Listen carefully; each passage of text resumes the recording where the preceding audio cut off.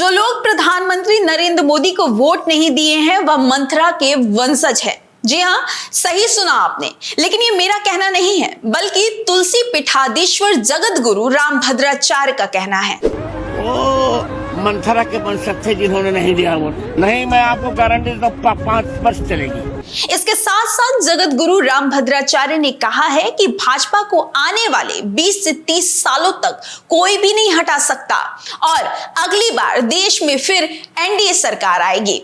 हैरान कर देने वाली बात यह है कि जगत गुरु रामभद्राचार्य ने अब तक जो भी भविष्यवाणियां की है वह ज्यादातर सत्य ही हुई हैं। उन्होंने कहा था कि नरेंद्र मोदी तीसरी बार फिर देश के प्रधानमंत्री बनेंगे और ऐसा हुआ भी। लेकिन जब से नरेंद्र मोदी ने तीसरी बार प्रधानमंत्री पद का शपथ ग्रहण किया है, तब से जगत गुरु रामभद्राचार्य द्वारा की गई एक भविष्यवाणी की चर्चा बड़ी तेजी से पूरे सोशल मीडिया पर वायरल हो रही है। एक ऐसी भविष्यवाणी जो अगर सच हुई तो भारत को सर्वशक्तिमान बनने से कोई भी नहीं रोक सकता है।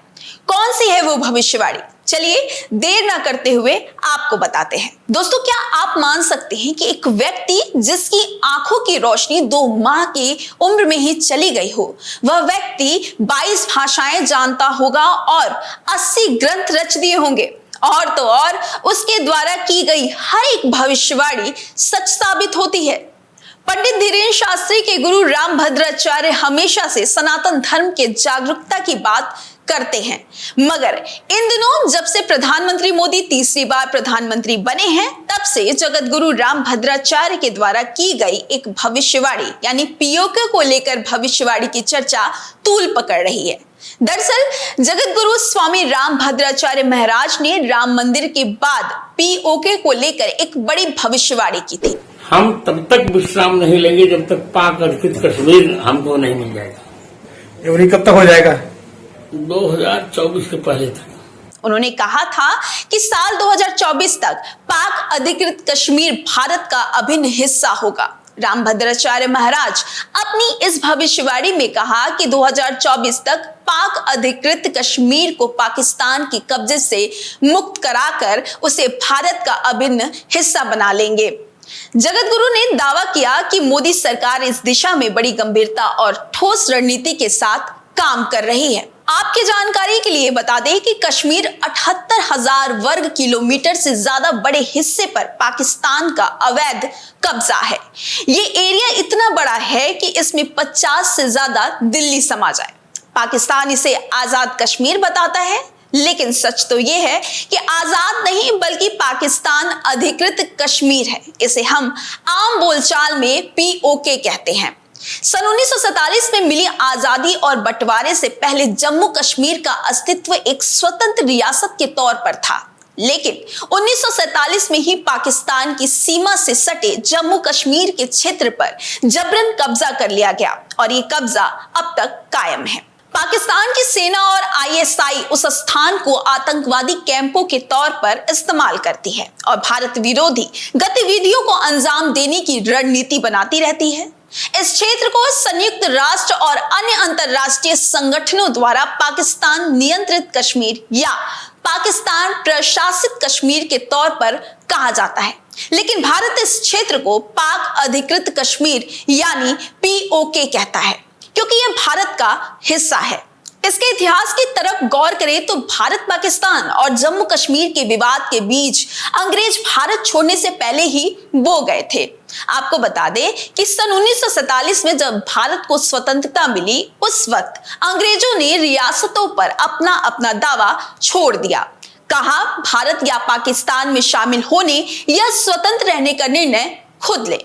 तब जम्मू कश्मीर के तत्कालीन महाराजा हरि सिंह ने पहले तो स्वतंत्र राज्य के तौर पर बने रहना चाहा, लेकिन पख्तूनों के हमले के बाद उन्होंने भारत से मदद मांगी और इसी दौरान पाकिस्तान से लगे कश्मीर के हिस्से पर कब्जा कर लिया, जो आज पीओके कहलाता है।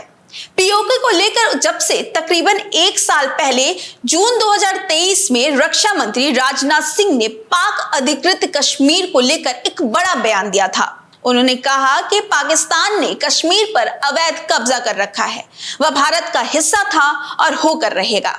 उन्होंने कहा कि वहां के लोग देख रहे हैं कि इस बार जम्मू कश्मीर में लोग अब कितनी शांति से जीवन जी रहे हैं। ऐसे में पीओके के लोग जिस तकलीफ से गुजर रहे हैं उसे देखते हुए वहां के लोग जल्द ही भारत के साथ जाने की मांग उठाएंगे। रक्षा मंत्री ने यह बयान जम्मू विश्वविद्यालय में सुरक्षा सम्मेलन के दौरान दिया था। बता दें कि अब तक रामभद्राचार्य ने जो भी भविष्यवाणियां की हैं वह 100% सच ही साबित हुई है। फिर चाहे वो राम मंदिर निर्माण को लेकर भविष्यवाणी या फिर महिला आरक्षण या नरेंद्र मोदी के तीसरी बार प्रधानमंत्री बनने को लेकर की गई भविष्यवाणियां हो, सभी सच ही हुई हैं। वहीं अब ये कयास लगाया जा रहा है पीओके को लेकर भी रामभद्राचार्य ने जो भी भविष्यवाणियां की हैं वह सच हो सकती है, जो कि 2024 तक पाक अधिकृत कश्मीर को पाकिस्तान के कब्जे से मुक्त कराकर उसे भारत का अभिन्न हिस्सा बनाने को लेकर की गई भविष्यवाणी है। आपको बता दें कि राम मंदिर फैसला आने से पहले स्वामी रामभद्राचार्य ने कहा था कि इस अयोध्या में राम मंदिर चाहते हैं। अब हालात काबू से बाहर हो रही है और हमारा सब्र टूट रहा है। उन्होंने कहा था कि वो कोर्ट का सम्मान करते हैं, लेकिन राम मंदिर हमारा अधिकार है। उन्होंने ये भी कहा था कि अगर सरकार 2019 चुनाव से पहले राम मंदिर बनवाने में नाकाम रहती है तो भगवान उन्हें सजा देंगे। लेकिन कुछ ही सालों में देखते ही देखते अयोध्या में रामलला की भव्य मंदिर बनकर तैयार हो गई और अब इस लोकसभा चुनाव के नतीजों के बाद रामभद्राचार्य ने ये तक कह दिया है कि अगली बार फिर एनडीए की सरकार बनेगी। रामभद्राचार्य बचपन से ही नेत्रहीन है। जानकारी के अनुसार जगतगुरु रामभद्राचार्य महाराज जब केवल 2 माह के थे तभी से उनकी आंखों की रोशनी चली गई। कहा जाता है कि उनकी आंखें ट्रेकोमा से संक्रमित हो गई थी। जगतगुरु पढ़ लिख नहीं सकते हैं और ना ही ब्रेल लिपि का प्रयोग कर सकते हैं। केवल वह सुनकर जो सीखते हैं वो सीखते हैं और बोलकर अपनी रचनाएं लिखवाते हैं। साल 2015 में जगतगुरु श्री रामभद्राचार्य जी को भारत सरकार द्वारा पद्म विभूषण से सम्मानित किया गया था। जगतगुरु श्री रामभद्राचार्य जी महाराज रामानंद संप्रदाय वर्तमान में 4 जगतगुरु रामानंदाचार्यों में से एक हैं। इस पद पर वे 1988 से प्रतिष्ठित हैं।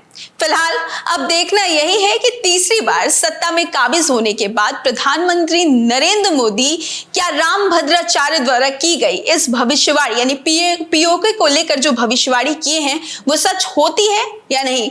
आपको क्या लगता है, आप मुझे कमेंट कर जरूर बताइएगा। मेरा नाम शिखा है और आप मीडिया लैंड नेटवर्क देख रहे हैं। धन्यवाद।